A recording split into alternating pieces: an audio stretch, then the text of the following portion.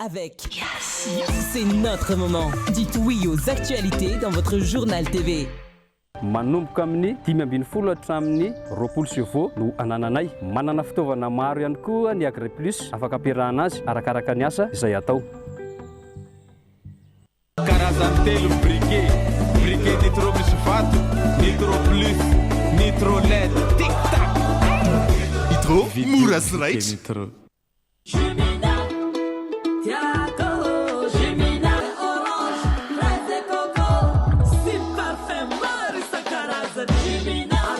Mety amina manolotra ho anao ny vaovao. Salama tompoko, tonga soe tamin'ny Pegasus e. Zahay dia mamokatra kidoro vita avy amin'ny mosy. Tena mateza, voanja fiafy. Manolotra anao ny vaovao.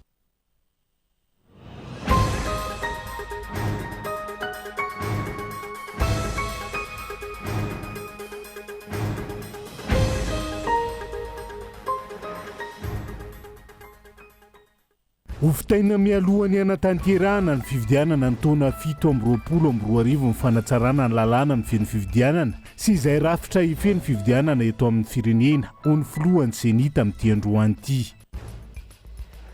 Maro université tsy miankina tsy manara-dalàna na maro azy ireo manao dokam-barotra samihafa taorian'ny fivoahan'ny vokam-panadinana bakaloria ny eo anivon'ny ministeran'ny fampianarana ambony izay ampiseho ampabe maso ireo nahazo fankatoavana tsy ekeny ny fanjakana ny diplôma avokany. Malemy ireo rafitra miandraikitra ny fanaraha-maso ny fitantanam-bolam-panjakana ka manasarotra ny ady amin'ny tsy maty manota. Amafisiny izany manomboka izao ka takiana anatin'izay ny fahaleovantenan'ireo rafitra mpanara-maso. Manomboka amin'ny zaza roa taona ny tratra ny calcul rénal eny anivon'ny tompom-pahasalamana samihafa ny aretin'izay mety hafaratra amin'ny fandidiana sy ny insuffisance rénale ary mety hitarika hatramin'ny fahafatisana raha tsy voatsabo. Any ivelany mbola tsy voafeny valan'aretina Ebola ao RD Congo amin'izao fotoana izao. Ny aretin'izay ahina hiparitaka amin'ny firenen-kafa raha ny antso fanairana nataon'ny tale général ny OMS ny antsibriandreo.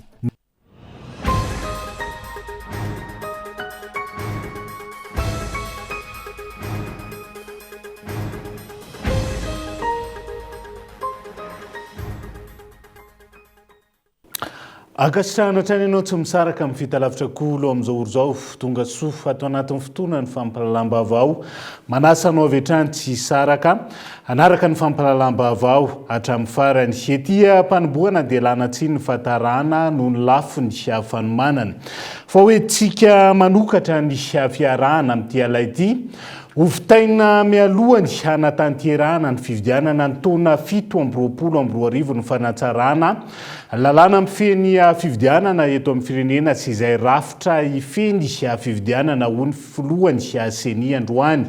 Ankilan'izay nanamafy ireo mpisehatra politika fa ny fanovana ny seni aloha no tokony hirosoana aingana ahafahana manatratra ny fanavaozana amin'ny sehatry ny fividianana eto Madagasikara rina fitiavana.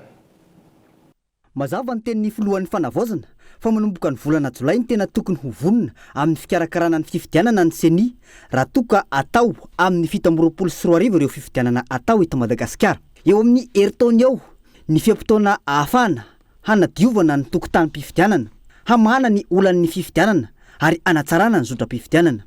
Mametra-panontaniana ny mpanara-baovao sy ny mpisehatra politika hoe ho tratra ao anatin'io heritaony io ve izany fanomanana sy ny fanatsarana amin'ny lafiny rehetra momba ny tontolon'ny fividianana hamaliana ny fitakiana teny Kianja nandritra ny tolom-bahoaka ny taona 2024 sy tsy hiverena ny krizy politika eto amin'ny firenena. Ho an'ny eo anivon'ny seni nanambara ny filohany fa isy ny fifampidinana ara-politika ataon'ireo hery velona mpisehatra ao anatin'ny fividianana ho karakarainy ity voamera-pikarakara ny fividianana ity ka handraisana ny sosikevitra izy ireo hoentina anatsarana ny tontolon'ny fividianana eto Madagasikara. Hofitaina mialohan'ny hanatanterahana ny fividianana amin'ny taona 7-20 araka izany ny fanatsarana ny lalàna sy ny rafitra mifeny fividianana ho hiatrany ny fanazavana. Izany raha farany volana aprily isika no hanana lisy-pividianana vaovao dia tsy misy olana mihitsy izany eo amin'ny lafiny teknika ny hanatotsosantsika fividianana na fitsapahan-kevy-bahoaka manomboka ny volana jolay 7 sy 2 ka ho anay manokana dia tsy misy ny olana ahatratrarana an'izany vanim-potoana zany. Ny fifampidiniana dia angamba tsy dia hatao hosakana amin'izay mety ho fikarakarana ny fifidianana. Ankilany tsy tsara toerana hikarakarany fifidianana intsony ny seni sy ny HCC raha amin'izao endriny izao hoy ny faneho-kevitry ny mpanao politika. Dia hoy izaho hoe izy ity ve hoe continuité de l'État de continuité hoe misy mihevitra ny anomana fangalara-bato indray ve zany, misy mihevitra ny mbola anao ny doublon ve zany. Fitakiana teny Anganja dia hoe fohano any ny CENI, fohano ny HCC. Reo no mpikarakara ny fifidianana. Raha tena misy fanavaozana sloa aloha reo. Ny anarana ange tsisy dika ny CENI na tsy ny CENI fa ny olona matsy nefa leo dia hoe fohano any ny CENI. Fa tsika raha ny hevitro mila institution maleo tena zay tenen'ny HCC dia tsisy appel. Tonga dia tsy maintsy marina. Zany zavatra zany nefa ny adivana teny Ankanja tsisy in'izany. Karazany miendrika fanerena ankolaka ny antoko politika anaiky ny CENI hikarakara ny fifidianana amin'ny taona ho avy izao kisaritsary mandeha eo anivon'ny CENI izao. Hiteraka krizy tahaka ny tranga teo aloha ihany raha mbola fifidianana tsy tomombana no atao eto amin'ny firenena. Ny fanovana ny rafitry ny CENI no maika mila havaozina aloha vao miroso amin'ny fanatsarana ny fikarakarana ny fifidianana isika. Heritaona latsaka zany no hikarakarana kanefa ny ao anatin'izay zavatra rehetra zay mbola maro ny pitsopitso ny voalohany indrindra aloha ny antoko MM efa nilaza ary mijanona amin'izay heviny zay hoe ny CENI dia tsy olona novaina fa le rafitra ao anatiny mihitsiny satria io resaka fifidianana io no ivony olana teto amin'ny firenena nampisy an'izay krizy rehetrarehetra zay nandalo zay ka ny dikan'izay ho ampy ve le fotoana ao anatin'ny fikarakarana ny lalam-pifidianana, ao anatin'ny fikarakarana ny pitsopitsony rehetra zay iomanana ao anatin'izay fifidianana zay. Aminay dia tsy mbola miovy ny hevitry ny antoko politika malagasy miara-miainga fa mbola mijanona amin'izay hoe misy rafitra tokony ho amboarina ao anatin'ny CENI fa tsy ny olona no soloana ka hanatanteraka an'izay fifidianana zay satria raha mbola fifidianana sadasada no atao eto dia tsy mitondra makany amin'ny vahaolana tena izy ho an'ny firenena. Tsy mipetraka itsony ny fatokisan'ny olom-pirenena ny fikarakarana ny fifidianana eto Madagasikara ka antony tokony hirosoana amin'ny fanatsarana ny rafitra sy ny lalàna amin'ny fehizany. Tokony andry ny fikaonan-doham-pirenena ny fandraisana ny fanapahan-kevitra farany amin'ny hoe ho tazomina na anova ireo rafitra mikarakara ny fifidianana. Fahazahoako anazy misy ny dingana concertation aloha zany ny atao. Miankina amin'io concertation io ny fanapahan-kevitra rehetra. Zay foana le voalaza hoe miankina amin'io ny fanovana CENI, fandravana CENI satria ny Assemblée nationale io zany ny akina ny anapahana hevitra. Nefa raha mandeha amin'izay fifidianana amin'ny herintaon'izay dia raha manapaka hevitra ny concertation ovana ny rafitra ny CENI dia izy ary ny karakara fifidianana io le CENI vaovao ve sa mbola ny CENI eto sa tsy hakinao hoe miverina ministère ny atitany ve dia eo zany ny teneniko hoe tokony hipetraka amin'ny fatikisana dia mametraka amin'ny fatikisana amin'ny atao zay hiverenan'ny fatikisan'ny olom-pirenena amin'ny raharaham-pifidianana ny tena zava-dehibe zany. Antoko politika sy vondron-kery samihafa eto amin'ny firenena ny tsy resy ladra amin'ity CENI ity intsony. Ny olona fotsiny no niova hoy izy ireo fa ny rafitra sy ny lalàna rehetra amin'ny fiazy mbola ny teo aloha ihany. Tsy ny fanovana olona ny vahaolana fa ny fanovana ilay rafitra mihitsy hoy ny mpisedra ao anatin'ny fifidianana. Efa mazava ny tanjona fa fifidianana madio, mangarahara ary eken'ny rehetra. Ny dinika politika efa niroson'ny filohan'ny fanavaozana tamin'ny fiaonana tamin'ireo mpitarika ny antoko politika no lalatsaina hiaingana hanatratrarina izany tanjona izany. Eo koa ny tokony hamaliana ny fitakiana teny Ankanja amin'ny fanovana rafitra ka tsy hiverimberena ny krizy intsony.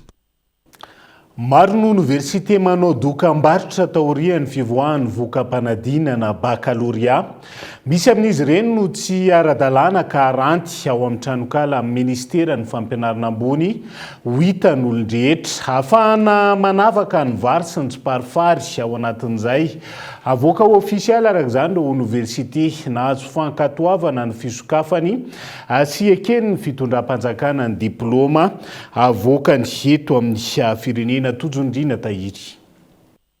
Manodidina ny 200 ireo université sy toeram-pampianarana ambony tsy miankina eto Madagasikara, ankoatra ny université Mpanjakana.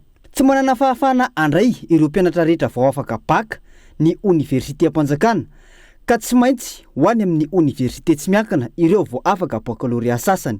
Miteraka fisalasalana ho an'ireo mpianatra vao afaka baccalauréat sy ny ray aman-dreny ny fanambarana nataon'ny ministera ny fampianarana ambony farany, izay nilaza fa betsaka amin'ireo université ny tsy ara-dalàna sy tsy ankatoaviny ny fanjakana. Androany nilaza ny ministera fa ho aseho ao anatin'ny tranokala ho hitan'ny olona rehetra ireo université nahazo fankatoavana.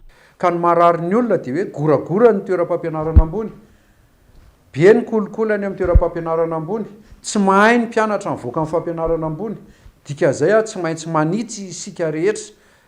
Zay ny lalana mahomby indrindra, tsy afaka mijanona amin'ny goragora, tsy afaka mijanona amin'ny zavatra efa hita fa tsy nety. Raha tsy tanteraka izay zavatra voateniko teo zay dia vola verimaina ny an'ny ray aman-dreny satria tsy ho ankatoavina mihitsy ny diplôma azon'ilay tanora. Zay aloha zavatsara. Manontany tsika angamba hoe roviana ara no fantatra daholo ny lisitra ireo toeram-pampianarana ambony manara-dalàna eto Madagasikara. Ny valiny amin'ny fiandohan'ny volana oktobra dia aranty ao anatin'ny tranokala ny ministeran'ny fampianarana ambony sy ny fikarohana ara-tsiansa daholo ireo toeram-pampianarana ambony nahazo fankatoavana manerana ny nosy. Miseho amin'ny endrika maro ny fisolokiana ataon'ireo toeram-pampianarana ambony tsy miankina eto amintsika. Atao fotsiny izay azona ilay fankatoavana rehefa azo, tsy misy nanaja ireo fipetra-takiana, ny fotodrafitrasa mifanaraka amin'ny fampianarana, ny teknôlôjia sy ireo efitrano famakiam-boky, ny kalitaon'ny mpampianatra sy ny mari-pahaizany, ny votoatin'ny fampianarana omeny ary ny fitantanana sy ny lafiny arakasa. Misy koa lalam-piofanana iray ihany no ahazony misokatra, kanefa ahitana lalam-piofanana maro ao aminy. Diplôma foska na diplôma osoka no avoakan'ireo université tsy nahazo fankatoavana hoy ny fanazavan'ny tompon'andraikitra eo anivon'ny ministera ny fampianarana ambony. Isaky ny 5 taona no ataon'ireo université tsy miankina ny fanavaozana ny fankatoavana ny fisokafany. Ao anatin'ny fotoana handiniana lalina ireo antota taratasy tonga eny amin'ny ministera ny tompon'andraikitra amin'izao fotoana izao. Sakana lehibe amin'ny ady amin'ny tsy maty manota rabola ny fahalemeny rafitra miandraikitra ny fanaramaso ny fitantanam-bola Mpanjakana. Mila mafisina araka izany ny fahaleovan-tena ny rafitra mpanaramaso amin'ny fitaovana sy ny tedi-bolananany ary indrindra ny fiaraha-miasany amin'ny fitsarana eto amintsika tsy ahafahan'ireo mpanao eloka rabola mampanjaka ny tsy maty manota eto amin'ny firenena. Manamora ny tsy maty manota arabola ny fahalemen-drafitra mpanaramaso ny vola Mpanjakana, tsy fahampiany fitaovana anaramaso ny fitantanam-bola Mpanjakana, fa sarotana amin'ny fanamarinana ireo antota taratasy arabola ary fiakinan-doha amin'ny andro Mpanjakana hafa no isan'ireo sakana lehibe amin'ny famotorana sy fanenjehan'ireo manao eloka arabola raha nambarany eo anivon'ny fiarahamonim-pirenena rehefa malemy ny rafitra mpanaramaso ary tsy ampy ny fahaleovan-tenany, mihasarotra ny fanangonana porofo sy ny fanenjehan'ireo tompon'antoka. Vokatr'izany, misy ny tsy maty manota ka tsy voasazy ireo manao fandikan-dalàna arabola ary marefa hatrany tamberina andraikitra amin'ny fitantanana ny volam-bahoaka. Natao infraction financière aloha zany dia misy karazany maromaro moa le izy, misy anaky 5 izy raha ny fanadidina izay nataonay ety amin'ny fiarahamonim-pirenena fa io rehefa misy idiran'ny vola Mpanjakana ka ahafana hoe very ny vola Mpanjakana na hoe nampiasa lasa tombontsoa an'olona navondron'olona mitokana fotsiny ilay vola Mpanjakana tokony nanasoavana ny firenena na fanasoavana vahoaka ray manontolo dia fa infraction financière mety hoe fadisoana tsy na le izy faute de gestion tsy faninina fa nisy tsy dia iny zany afaka hoe renina na ihany koa tena tonga dia hoe fangalarana fotsiny. Tokony mamafisina ny fahazahoana ireo antotan-kevitra ilaina sy ny fiara-miasa amin'ny fitsarana ahafahana manady aty sy manenjika aingana ireo ayahiana honana heloka. Mila omena teto-bola sy fitaovana ampy izy ireo ahafahana manara-maso tsy tapaka ny fitantanam-bolam-panjakana sy mandinika ireo antotan-taratasy ara-bola. Ny fahasahiana mitoroka manoloana ireo sy fetezana sy ireo endrika kolokolo maro samihafa raha ny fanazavana trany. Ny tanjona ny ahatonga ny rafitra mpanara-maso ho tena mahaleo tena sy mahavita miasa ka tsy hisy intsony ny banga ahafahan'ny mpanao heloka ara-bola misitraka tsy maty manota. Vaovao ny fanatanjahantena mikasika ny kianja Baria Mahamasina. Tsy afaka ampiasana ny kianja Mahamasina ny Baria raha tsy aorian'ny volana Martsa. Ny taona 7-20 ny minisitry ny tanora sy ny fanatanjahantena. Efa eo am-pamaranana ny dingana momba ny tolobidy amin'ny ministera sy ireo mpiara-miombona antoka amin'izao fotoana izao. Vinavinaina ho vita amin'ny faran'ity volana Aogositra ity. Arak'izany ny famaritana ireo fepetra sy ny tolobidy ilaina amin'ny fanatanterahana ny asa Entsora Soarimalala. Tsy afaka ampiasan'ny kianjan'ny Mahamasina ny Baria raha tsy aorian'ny volana Martsa 7-20 araka ny fanambaran'ny ministra tompon'andraikitra. Any amin'ny 3 ka hatramin'ny 4 bolana ny fanamboarana ireo fotodrafitrasa, anisan'izany ny pelouse hybride raha ny fanazavany. Efa eo ampamaranana ny dingana momba ny tolobidy ny ministera sy ireo rafim-panjakana misahana ny tsenam-barim-panjakana ankehitriny. Vinavinaina araka izany fa ho vita amin'ny faran'ity volana Aogositra ity ny famaritana ireo fepetra sy ny tolobidy ilaina amin'ny fanatanterahana ireo asa, hoy ny nambarany. Zany anefa tsy miankina amin'ny ministera rery ihany fa io ihany koa ny kafo izay mpanome sy mpijirika n'ilay norma apetraka atao amin'ny Baria. Ka mba hanamora n'ilay fangatahana ny homologation zany dia nataony anatin'ny taratasy mpanjakana na ny dossier d'appel d'offre ireo fepetra takina amin'ilay orinasa mipetraka ny pelouse, orinasa izay nahazo fankatoavany kafo, orinasa izay nanana fifandraisana manokana koa tamin'ireo teknisiana amina kafo satria mba hanamora an'izany fangatahana ny homologation zany dia nataony zany tonga ireo teknisiana ny kafo ireo mialoha mandritra ny fanamboarana mba tsy ampitarazo fangatahana zany homologation ka ankinitsika tanteraka amin'ny teknisiana ny manatosana zany fepetra maro samihafa zany. Miteraka faty antoka na mivantana na ankolaka ho an'ny tontolon'ny baolina kitra. Ny fiamorana lava tahaka izao raha tsy ilaza afa-tsy ny vola tsy maintsy alohan'ny fanjakana amin'ny fampiasana kianja any ivelany rehefa tsy afaka ampiasaina ny kianjan'ny Mahamasina. Ankoatra izany misy fiantraikany amin'ny federasiona malagasy ny baolina kitra izao toe-javatra izao. Hiatrika ny tour préliminaire ny Ligue des Champions sy ny Coupe de la CAF ny club anankiroa eto Madagasikara. Ny anankiray andeha hanafika ny Lesotho, ny anankiray andeha hanafika ny Zambia. Lalao miverina amin'ireo anankiroa ireo raha ny eno aloha dia samy hoe any an-tanin'olona daholo ihany atao any Maurice zay dia faty antoka lehibe. Ny lehibe indrindra ihany koa dia tsy mbola afaka indray any Tanzanie zany isika amin'ny volana septambra eto Antananarivo satria tsy manana kianja homologué zany dia faty antoka be ho antsika foana, vola mivoaka foana ho an'ny fanjakana, ho an'ny fédération indrindra satria tsy maintsy mitady ny solution zany amin'izay andoavana ny lalao any ivelan'izay ny fédération sy ny fitondram-panjakana amin'ny tsy fahafahantsika miatrika lalao eto an-toerana.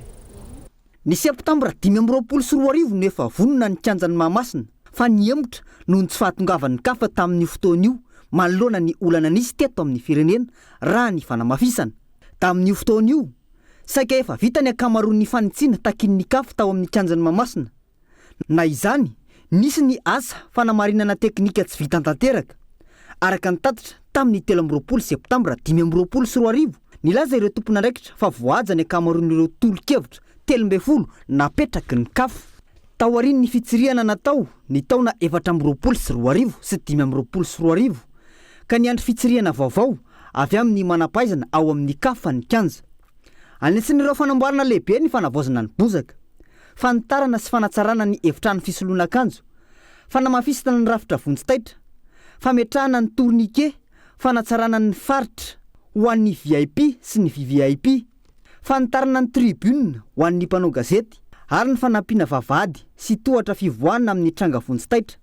Ny olana lehibe tamin'izany fotoana izany dia ny homologation CAF tamin'ny 5 septambra 2024 mbola ny andry ny fitsirian'ny kafa ny tompona andraikitra indrindra momba ny kalitaon'ny bozaka ka tsy mbola nahazo alalana andray ireo lalao iraisam-pirenena lehibe ny kanja noho izany voaterina tao tany Maroc ireo lalao ny Madagasikara tamin'ny fiandohan'ny septambra ho an'ny fifanitsanana mondial 2024 tamin'ny 20 novambra 2024 mbola tsy nisy fanaraha-maso teknika nataon'ny ministeran'ny fanatanjahantena tamin'izany fotoana izany voalaza fa ny 900 asa ny vita fa mbola nisy apahany tokony ho faranana mba hafian'ny tanteraka ireo fepetra valo nofaritan'ny CAF.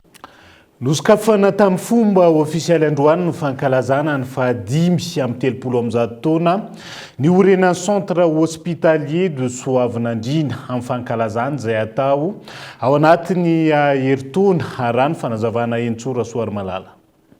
Nosokafana tamin'ny fomba ofisialy androany ny fanamariana sy fankalazana ny fahadimy amin'ny 30 taona ny orenan'ny centre hospitalier de Soavinandrina izay fantatry ny maro amin'ny anarana hoe hôpitaly miaramila ao anatin'ny herintaona no anatanterana ny fankalazana raha ny fanazavana maro ireo fanavaozana sy fanatsarana kasaina ho tanterahina ao amin'ny centre hospitalier de Soavinandrina mandritra io fotoana io tafiditra ao anatin'izany ny fanatsarana ny fotodrafitrasa ny fampitaovana ara-pitsaboana ary ny fanamafisana ny kalitao ny fitsaboana atolotra ny marary ho ny ministra ny fiarovam-pirenena tanjona amin'izany ny ahafahany hôpitaly sy mamaly ny filan'ny vahoaka sy manaraka ny fivoarany teknôlôjia sy ny fitsaboana moderna ny fahasalamana no voalohan-karena hoy ny mpanolotsana avo ny fanavaozana nandritra ny fandraisam-pitenenany no amafisana fa tsy misy firenena afaka milaza ho matanjaka sy mandroso raha tsy salama ny vahoaka ao aminy. Ny fahasalamana no fototsinaina ahafahany olopirenena misahana miasa sy mamokatra ary mandray anjara amin'ny fampandrosoana afaka mirerena ireo sinosoa tompona sy ireo tompona andraikitra rehetra mpiara-miasa amin'ny fandraisanareo anjara lehibe sy fitondranareo ny anjara biriky mafonja amin'izany fanolorana tolotra ara-pahasalamana mendrika ho amin'ny vahoaka malagasy izany 30 taona nanikoany ny firenena 30 taona nandraisana tanana ny fahasalaman'ny faretanindrazana sy hijanona hatreo anefa fa ny fanaveterana avina dia tohizana hatrany.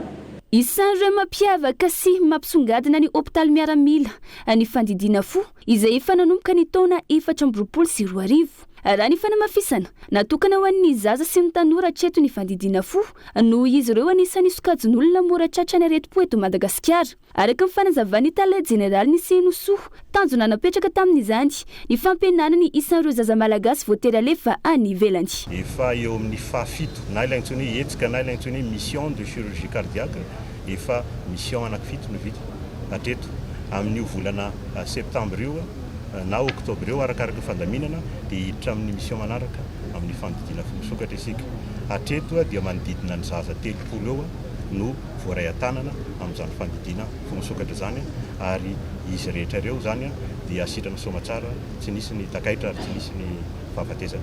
Ny fandriana eto anivon'ny hôpitaly dia manodidina ny 500 fandriana izay ao anatin'izany ny antsoina hoe spécialité médicale ao anatin'izany ny antsoina hoe spécialité chirurgicale ny famelomanaina sy ireo antsoina hoe chirurgie spécialisée raha ny fitomboan'ny isan'ny olona dia azo lazainy hoe tsy dia maraka intsony izay mpandriana izay indrindra no antony izao hetsika fankalazana zao.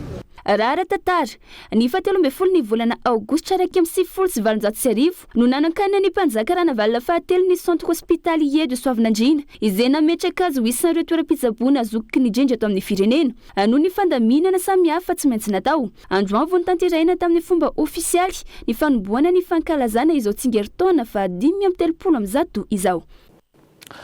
Nazo tantsoro-karabola avy amin'ny banky iraisam-pirenena ny agence de transport terrestre na ny ATT anohanana ny drafim-pandrosoana no volavolaina izy ireo amin'izao fotoana izao. Nisy arak'izany ny atrikasa no volavolaina ity sampandraraha ity ny arahana tamin'ny ministera ny fitaterana sy ny famantarana ny toetrandro sy ireo mpisehatra hankatoavana io drafim-pampandrosoana io. Ireo mpitatitra izay naneho ny heviny manokana mikasika ny tokony anesoran'ireo jirobe tsy manara-dalàna amin'ny fiara vavety nandritra ny ity atrikasa natao androany ity. tokony hisy ny fanaraha-maso ireo fiarana farana izay efa misy hatrany amin'ny mpanamboatra ireo jiro lehibe voarary eto amintsika hoy ireo mpitatitra androany fanehoan-kevitra manoloana ireo lalàna mametra ny fampiasana ireo jiro eny amin'ny lalam-pirenena iaraha malala hoy izy ireo ny tsy fandriam-pahalemana eny an-dalana ka tokony hisy ny fifampiresahana mazava alohan'ny ampiarana ny lalàna mandrara ny fampiasana jiro indrindra ho an'ireo fiara vaventy.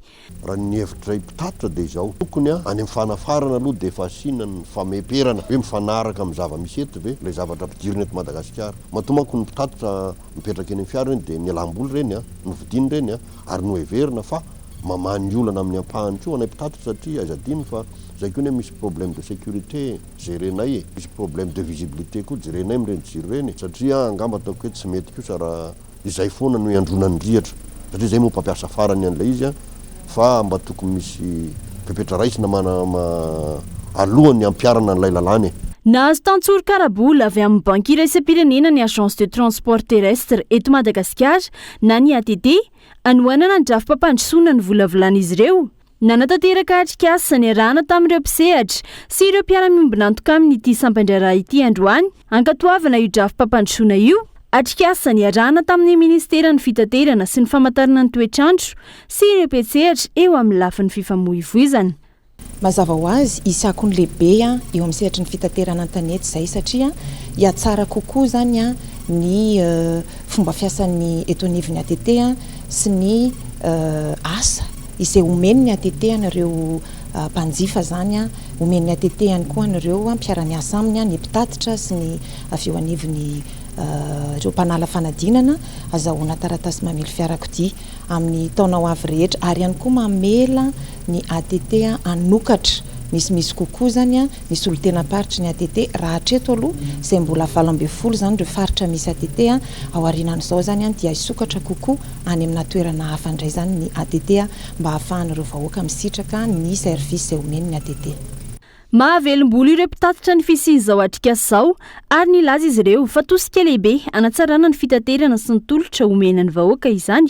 Raha malala fa betsaka ny olana ato amin'ny sehatry ny asa fitateram-bahoaka, fitateran'entana, fitaterana an-dalamby rehetra fa noho ny fisiany izao dia manana fanantenana zay satria antrako hoe service public no atao dia izy fanatsarana bebe koa zany amin'ny tolotra omena n'le vahoaka eo amin'ilay ataontsika hoe tena olana manko tamin'ity agence de transport terrestre ity ny ATT dia ny resaka financement sao zao ny banque mondiale mihitsy no mandray an-tanana ary dia tena matoky ary iroborobo ny asa fitaterana dia tokony hojerena akaiky zany fitateram-bahoaka zany ity zany tozoka lehibe ity plan de développement institutionnel zay atao androany ity mba hanatsarana sy ampivoarana ny sehatry ny asa fitaterana. Nisy ihany koa ny fionana teo amin'ny ATT, ny ministeran'ny fitaterana, ny mpitandro ny filaminana ary ny avy eo anivon'ny commune ambonivohitra Antananarivo nandiniana ireo fepetra hanatsarana ny fitaterana eto Madagasikara. Ireo samy fampahafantarana ireo fepetra ireo amin'ny alalan'ny fionana amin'ireo mpitatitra sy amin'ny any vakijery araka izany ny ATT manomboka rahampitso. Dia izay ihany koa no antsika manakatona ny tapany voaloha amin'ny fampahalalam-baovao amin'ity ality mbola rahantsika eo rehefa avy eo. Ny vaovao mahakasika ny calcul rénal na ny fisian'ny vato ao anaty voa eo ihany koa. Ny tapolaka glady tsy lefin'ny taona iarahana mitarika rosy ao anatin'ny tapany faharoa ny fampahalalam-baovao no narahantsika ny antsiprian'izay. Aza misaraka amin'ny ary.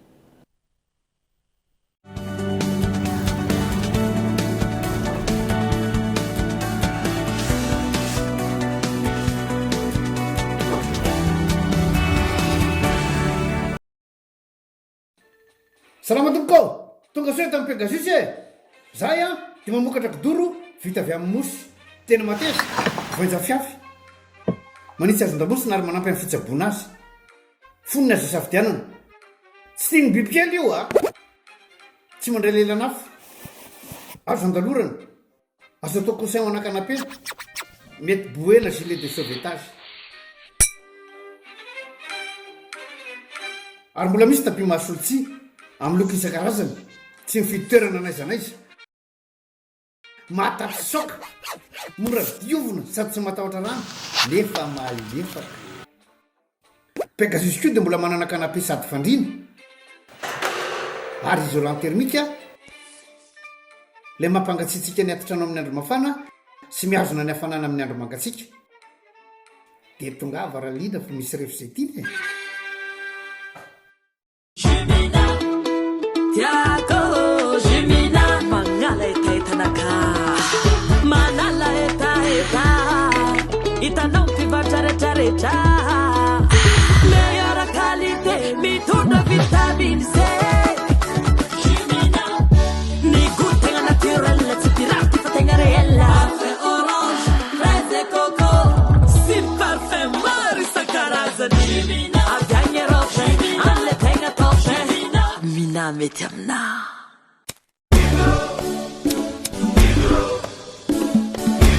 Briquet Nitro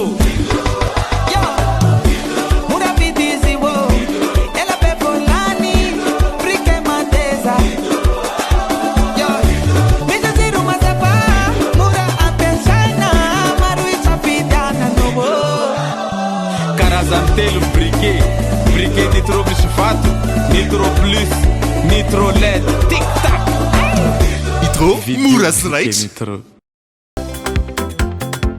Ambiance avefoana miaraka amin'ny balika Homme 500X misy fahitalavitra 32 pouces HD zay toa efatra matanjaka tsara miampitsiro amin'ny rehetra rehefa mahatsikaritra fihetsehana mandeha amin'ny herin'ny masoandro Homme 500X manomboka amin'ny 4,000 monja isan'andro mandra-pahefanao vidiny manontolo mbalika mamiratra no avoko.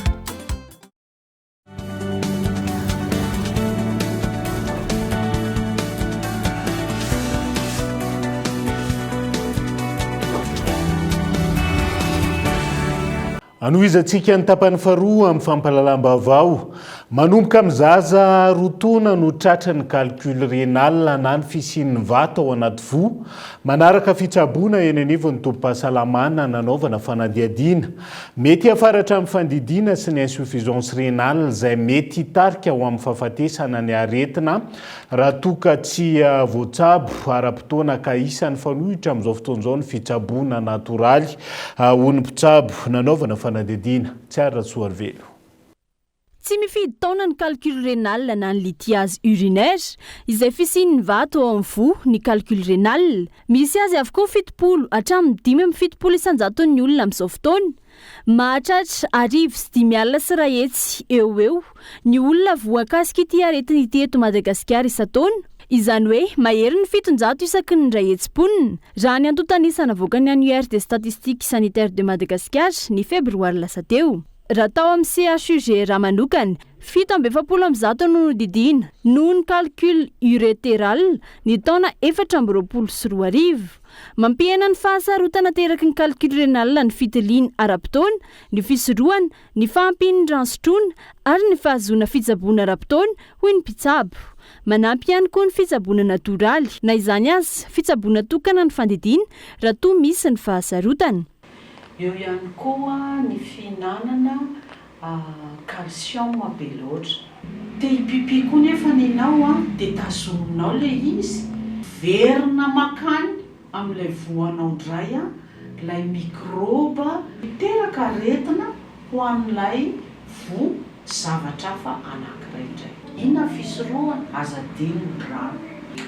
Rehefa vo tratra hita tokoa le izy fa misy vato ao amin'ny voanao dia misy ireo fitsaboana natoraly efa voalanjalanja afaka manampy ny vatanao mamoaka manary an'ilay vato amin'izay fotoana izay. Tadio nefany fa misy ny fizahana ara-dalàna tsara n'ilay olona aloha izay vo atao ny traitement anisan'izany ny fanaovana analizy anisan'izany ny fitarafana hijerena tsara mihitsy hoe aiza ny toeran'ilay vato dia izay tsika vao miditra amin'ny fitsaboana. Mety hiteraka fanaintainana amin'ny lamosina fahasarotana amin'ny fivoahan'ny pipi raha amin'ny pipi na infection urinaire ny calcul rénal miankina amin'ny haben'ny vato miforona ao anaty fo sy ny toerana misy azy ny fandraisana tanana sy ny fitsaboana mety hivoaka ho azy raha kely aorian'ny fanaraha-maso ara-pitsaboana ilana fitsaboana manokana toy ny litotery na fandidiana ankilany raha lehibe na manetsina ny fivoahan'ny urine mampididoza indrindra ka ilana fitsaboana maika rehefa miaraka amin'ny tazo na fahasimban'ny fiasan'ny vony fahatsetsenana hoy atran'ny mpitsabo. Miresaka an'izay tontolo ny fahasalamana izay atranisika maika ny dinika an-databatra entina mahandro olana maro lafy mamparefo ny sihatry ny fahasalamana amin'izao fotoana izao. Mila fehi-kevitra iraisana ihany koa atolotra ny tompon'andraikitra isiny ny fanavaozana maharitra hony fikambana mpitsabo mpanampy manena nosy raha nanatanteraka avokoa nandosa avaranando hanatsarana sihatry ny fahasalamana tamin'ity androan'ity tsy n'olona manampahaizana no tsy ampy fa ny rafitra ahafahana mampiasa azy ireo araka ny tokony ho izy. Andao raha tsika izay fanampanazavana mahakasika ny tsianasa misy 27 000 ny tsianasa eto Madagasikara dia mipropose zay amin'ny ministèran'ny fahasalamam-bahoaka fahefana mpanapa-kevitra sy mipanatanteraka rehetra hoe mba hanokany poste budgétaire betsaka pour LFI 2021 fanomezana asa ireo infirmier sage-femme diplômé d'état zay capital humain mipetraka fotsiny eto Madagasikara reo. Etsy andanin'izay tsy ampy ny mpiasan'ny fahasalamana mpiasam-panjakana à tous les niveaux manomboka any amin'ny CSB CHRD, CHRR, CHU dia mamaolana ihany koa zany ny recrutement massif andreo paramedy 27 000 chômeurs reo eto Madagasikara na ifirpa na ny privé. Makasika ny cabinet de soins sy ny cabinet d'accouchement dia misarika ny ministère fahasalamana ny PTF rehetrarehetra mba hifanohana hifanampy andreo infirmier sage-femme zay efa miditra ao anatin'ireo sehatrasa mahaleo tena ireo. Manakaiky ny fampidirana mpianatra tsika amin'izao fotoana izao eto-indrindra ny tompony andraikitra eo anivony IT Université Andriamatoa Rivanandrasana asa ny residresaka mahakasika izay. Misy ny journée des métiers homaninareo anatin'izay. Manahoana ny mahakasika anazy io asany? Eny miarabantsika rehetra avy ato amin'ny IT University ihany. Zavatra mitranga zany dia misy karazana tanora lasa diso lalana satria manaraka namany. Ny tanjonay dia hoe ahoana ny mampiseho an'ilay ankizy hoe inona ny asa manodidina ny informatika. Dia ny zavatra voalohany ataonay zany dia hoe nanomorona izay ny atao hoe journée des métiers. Journée des métiers dia fotoana anankiray ampahafantarana ny zankizy teny vao afaka baka izy na alohan'izay hoe inona daholo ilay asa manodidina ny informatika, tsy mitazona cybercafé rery ny atao hoe informatika fa misy asa be dehibe manodidina an'izay. Dia izay ny tena atao amin'ny sabotsy ho avy izao ao amin'ny IT University ao Andorany fotsy. Fa aorianan'izay misy conférence anankiray izay ahafahan'ny ankizy mihaona amin'ireo olona efa ataontsika hoe tafita teo amin'ny métier nataony. Anisan'izany ohatra zao Kevin Deris izay misehatra amin'ny tontolon'ny fangalana sary sy ny horonan-tsary.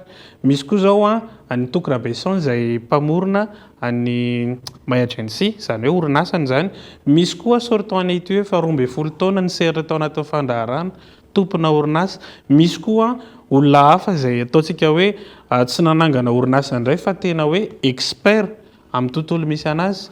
Dia ireo zany ny eona amin'ny ankizy ahafahany zareo mitafatafa manao conférence sy ihany koa anontaniana ankizy hoe inona marina lalana natongavana teo dia eo izy mahita hoe tiany sa tsy tiany le zany hoe karazana fampahafantarana andreo sehatrasa azo ilomanosana ao anatiny ity tontolo ny informatika sy manodidina azy ity ve zany lay atao anatin'izay raha tsorina? Tena zay ny asan'le izy zay mampafantatra orientation mba ahafantarany ankizy hoe miexiste ka izany asa tahaka an'izao zany ao anatin'ny tontolon'ny informatika. Amin'ny sabotsy izy io manomboka amin'ny 7 misokatra ny varavarana, amin'ny 7 dia amin'ny 10 manomboka ny conférence, amin'ny 7 ka hatramin'ny 10 zany nareo ampahafantarana ina le asa, dia amin'ny 10 ka hatramin'ny 12 manomboka ny conférence. Pikely ny arivany eo misy formation gratuite mikasika ny intelligence artificielle karakarainay raha te hafantatra mombamomba an'izay ao amin'ny page nety university en Facebook. Zay le fampafantarana le métier le asa amin'ny akabe ny asana fa manahoana indray satria be da be zao mety lina amina hoe resaka inscription fisoratana anarana manahoana ny mahakasika an'izay raha hoe aty anono fianarana eo anivony IT na ny IT collège zany na ny IT university ihany koa. Ie, ny aty collège mandray zay ny seconde sy ny première efa misokatra ny préinscription dia efa afaka misoratra anarany nareo manatona ny pejy afaka manantona mivatana ihany koa tahak'izay ihany koa ny IT university. Ny IT university koa dia efa mandray inscription amin'izao fotoana izao na dia mbola tsy nivaly ary ny bac, zany hoe alefanao aloha ny dossier ilainao rehetrarehetra dia zay ianao vao rehefa afaka ny bac zay ianao vao manatitra ny dossier ambiny rehetrarehetra. Efa misokatra izy amin'izao teritery ny toerana fa manasantsika rehetra metraka dossier sady fanentanana iasana ao anatin'izay. Ie, fanentanana be dia be ny ankizy tena 10 filière tena be dia be mihitsy satria manaraka namana fotsiny na teneny ray aman-dreny hoe tia ny ataoko. Ny filière nefa tsy miankana amin'ny hoe tia mampidi-bola na hoe tia tsara ozy ihany fa tena mila mifanaraka amin'ilay olombelona anao an'ilay filière ilay izy. Zay ny tanjonay amin'ny ao sabotsy io tongava dia ao ianao mahita hoe mety aminao ilay izy sa hieritreritra lalana hafa. Saotra tompoko. Ankasitrahany ny rivan'andrasana asina tao anatin'izay fanampanazavaan'izay fa efa vonona tanteraka ny lafin'ny teknika sy ara-pitaovana rehetra amin'ny fampisehoana tapolaka glady tsy lefiny taona iarahana amin'ny rosy izay tanterahana ny sabotsy 2 ny volana aogositra ho avy izao etsy amin'ny palais des sports Mahamasina. Hiavaka ny fampisehoana izay tondrany tarika rosy ny hira mampalaza sy hafantara ny mpankafy azy amin'ny fotoana io. Andoarantsika ny Antsipriany. Iankasiatra amin'ny fampisehoana tapolaka glady tsy lefin'ny taona ny tarika rosy ho tanterahana amin'ny sabotsy 2 aogositra ho avy izao eny amin'ny palais des sports Mahamasina. Efa vonona avokoa ny lafin'ny teknika, ny fitaovana ary ny ekipa rehetra amin'izao efatrandro tsy ahatongava ny fotoana anaovana ny fampisehoana izao. Fianakaviana ny entreprise izay manana matériel ilaina amin'ny tena hoe spectacle. Tsy rendrankira fa spectacle.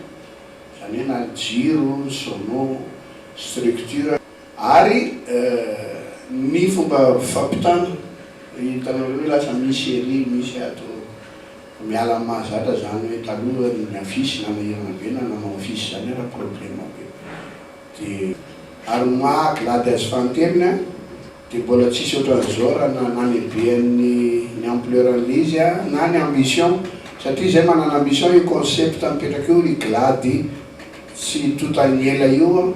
Fampisehoana izay hiavaka natokany tarika rosy hiangaliana ireo hira nampalaza sy hafantarana mpankafy azy no hita mandritra io seho io. Manomboka fampisehoana rosy rery no hiarahira aminareo fa nareo manoka nareo ny commande izy miara-mihira dia miampy ny namany tamin'izany ny inviteny dia ny namany taloha tonga dia ny génération vaovao malefaka dia malefaka ny fampisehoana voalohany miaraka amin'ny Joséphine, miaraka amin'ny mpandimby, zaza mpandimby ataontsika daholo le malefaka aloha zany. Vita le malefaka dia misy manasaraka azy kely mandeha voaka zay miakanjo an'le tena gidragidra amin'izay dia raikitra amin'izay asesitsika araka vanim-potoana mandeha mibalaka bosy, mandeha mibabababe, mandeha ny tomaniny angovidao, mandeha ary any amin'ny farany dia mety andehatra amin'ny clé USB ho ataon'ireo tanora mpandimby ho an'izay mbola te hijanona fa izay mody fa lava be izy mao. Isokatra amin'ny 12 ora ny vavahady raha toa ka nomboka amin'ny 3 ora ny fampisehoana iarahana amin'ny tarika rosy amin'ny tapolaka glady tsy lefin'ny taona ity. Etsika izay karakarainy cool concept anomezana sihatra ny mpanakanto malagasy sy fotoana ampihaonana ny mpankafy. Mitondra ny anjara birikiny amin'ny fanadiovan'ireo fako plastika avy nampiasaina ny orinasa Stara ao anatin'ny hetsika kopa-kelatra tao Mahajanga teny amin'ny Petit Plazo no nisantarana ny fanadiovana taorian'ny vavitany hetsika Star Tour ho an'ny taona 2024 Kolo Mahajanga. Nahatratra 700 taona ny fako plastika voahango ny tetikasa kopa-kelatra ny orinasa Stara tamin'ity taona 2024 ity taorian'ny fahavitany Star Tour dia nitohy tamin'ny fanangonana ireo fako plastika sy fanadiovana torapasiky ny Petit Plage ny Mahajanga ny etsika nataony ekipa ny kopa-kelatra ny Star sy ny commune ambonivohitra ny Mahajanga. Androany tonga aty amin'ny plage Petite Plage Mahajanga isika ny ekipa kopa-kelatra ny orinasa Star anatanteraka asa fanadiovana ny sisy-dranomasina ety an-toerana. Ny asa fanadiovana moa efa fanao ny kopa-kelatra isa-taona ihany ao anatin'ny hetsika tanàna madio. Tamin'ity taona ity zany dia ety amin'ny petite plage Mahajanga no nanombohanay anazy. Ny antony manokana dia ho fisaoranay aloha ny vahoaka sy ny tanànan'ny Mahajanga izay nandray am-pifaliana ny événement Star Tour dia tao am-ponay zany hoe tsy ametraka fotsiny ny tanànan'ny Mahajanga amin'izao fa ny amela zavatra soa sy maharitra ho an'ny tanàna sy ny mponina ety amin'ny faritra Mahajanga.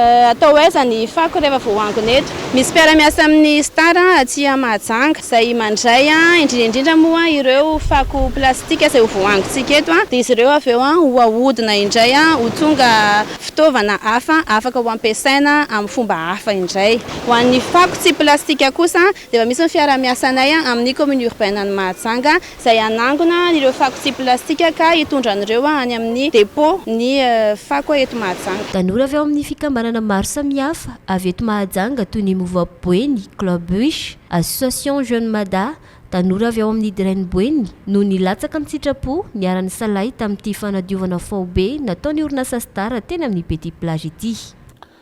Lafomba vao fanao no izantsika ny fiarahana amin'ity ala ity.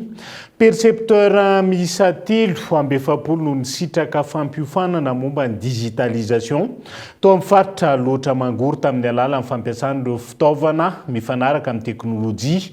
Hatramin'izay taratasy no nampiasaina ka isan-kerinandro vao hita ny atatitra ny vola miditra. Olana ihany koa ny fandaniam-bola amin'ny teto ireo point de perception isaky ny distrika mandrafitra ny faritra. Aorian'ity fiofanan'ity azo atao isan'andro ny manara-maso ny vola miditra sy manangona ireo atotan-kevitra isorohana ny fahaverezam-bola sy ny osoka ihany koa ao anatin'izay. Isan'ny tanjona ny fitantanana mangarara isitrahan'ny faritra ny vola tokony verina aminy araka ny tokony ho izy. Andao rahantsika izay fanampanazavaan'izay. Mety ho tombo ny voalohany indrindra aloha dia ny fampitana avy hatrany ara-potoana ireo karazana totanisa izay mety ho ilaina isaky ny point de perception zany. Raha ohatra ka taloha taratasy no nampiasaintsika mety ho isan-kerinandro na isam-bolana vao tonga eny amin'ny centrale ny karazana données ahafahan'ny tompona andraikitra tsirairay manao ny analyse dia amin'izao fotoana zao dia miroso amin'ny atao hoe digitalisation isika dia avy hatrany zany isan'andro dia mahazo ny angombokatra arakaraky ny fanangonana ataon'ny percepteur. Ny mazava-dehibe amin'ny fidirana ny digitalisation voalohany indrindra izy io rehefa tsy azontsika ialana intsony amin'ny fitantanana indrindra fa fitantanana ny raharam-panjakana amin'ny ankapobeny ary ny raharaha-bola indrindrindrindra. Ny fanaovana an'izay dia misy tombotsoa anankiroa. Voalohany aloha ny fafana manaraka ny fidiram-bola na isan'andro na isan-kerinandro na isam-bolana dia ny any foibe zany dia afaka manaraka mijery an'izay ara-potoana na ozontsika hoe en temps réel. Faharoa manaraka an'izay dia ny mialatsiny ny fampiasana teny vahiny sécurisation le recette mba tsy hisy tsony zany ny vola very tsy ho tafiditra ary indrindrindrindra sanatrian'izany ny osoka ka ny fisorohana an'izay osoka zay koa zany nisan'ny mazava-dehibe an'le digitalisation. Ireo vaovao nisongadina natao amin'ny page Facebook ny vaovao ny Kolo TV tamin'ity androan'ity indray no ndao arahantsika vetivety. Ampamanta distrika na Tanimora Sud daly folo voasambotra tafaverina ny omby sy ireo zazalahy nalaina ankeriny. Nisy andian-dalo nanafika nangalatra omby sy naka zaza roa lahy natao takalonay natao amin'ny fokotany Ambatofotsy Tanambao commune na Ampamanta distrika na Tanimora Sud tamin'ny alatsinainy 17 aogositra lasa teo. Nisy araka izany ny fanarahan-dia nataon'ny mponina sy ny tafika vokany tafaverina amin'ny tompony ireo omby very sy izy roa lahy nalaina ankeriny ary azo sambobelona ihany koa ireo dahalo. Kraoma Aisa Brieville miverina miaina indray ny fitrandrahana kraomita amin'ny alalan'ny asa fanangonana kraomita ao amin'ny toeram-pitrandrahana kraoma ao Brieville izay nahitana mpiasa efa ho zato nirotsaka antsehatra omaly talata. Manamafy izany ainga vaovao izany ny fahatongavan'ny camion roa vaovao an'ny orinasa izay tonga tao Brieville ny tolakandro ny sabotsy 15 aogositra lasa teo. Tsy kraomita fotsiny no angonina eto fa miverina tsikelikely ny asa mitoy ny famokarana raha ny fanazavana. Ambovombe androy manomboka nitetika asa fanadiovana ny ranomasina ho lasa rano fisotro madio. Tsy misy andrasondraso, efa tonga ambovombe ireo teknisianina sinoa misahana nitetika asa fanadiovana ny ranomasina ho lasa rano fisotro ary efa manomboka omaly ny asa. Raha tsy aivina dia vao tamin'ny 9 aogositra lasa teo no vita ny fifanarahanm-piaramiasa teo amin'ny gouvernemanta malagasy ny orinasa Orette Ressources. Iandraikitra ity tetika asa ity ao Tsingory manodidina ny 7 kilometatra mialana ambovombe no anatanterahana ny orinasa.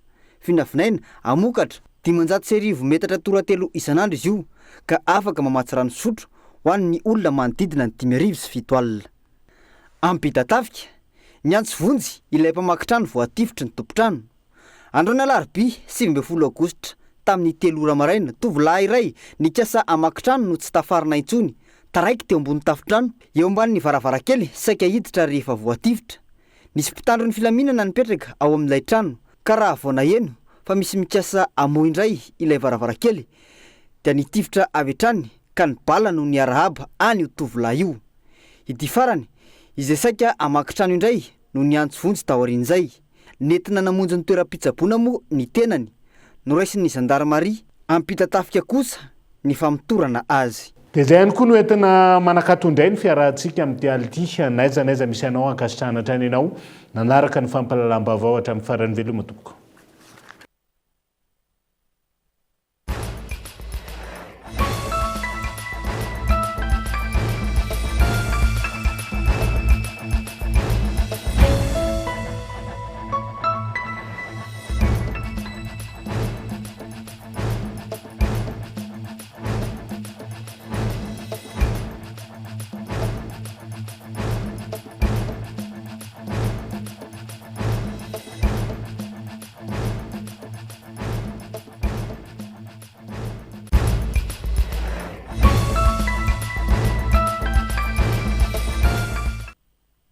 Salamatopoko, tonga soe tamin'ny Pegasus zahay dia mamokatra kidoro vita avy amin'ny mosy tena mateza voanja fiafy.